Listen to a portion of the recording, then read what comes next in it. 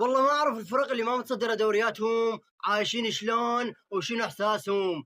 هسه تجي تقول لي محمد هاي صدارة مؤقتة، أحب أقول لك يا عزيزي حرام، لا يعلم الغيب إلا الله. ريال مدريد يفوز 2-0 على فيا ريال وبملعبهم ويتصدر الدوري الإسباني. حط لايك ومتابعة وتعال خلينا نسولف عن المباراة شوية. من بعد ما ريال مدريد كسر الملعب على فيا ريال وغرق الغواصات الصفراء، اريد اعرف شغله واحده بس، ريال مدريد ايش وقت راح يتوج بالليغا الاسبانيه؟ بيا جوله بالضبط؟ ل 34 ل 35 لو الموضوع راح يطول ويصير ممل وننتظر للجوله الاخيره؟ واللي يقول فريق فيا ريال ضعيف، احب اقول لك يا عزيزي اخر 9 جولات بين ريال مدريد وفيا ريال بملعب فيا ريال، ريال مدريد فاز فقط بمباراه 2، لان فيا ريال فريق عنيد وغثيث كلش. وهسه خليني اسالك سؤال، اوروبا مستعده لمدرب ريال مدريد الجديد اللي اجى مدرب طوارئ وان شاء الله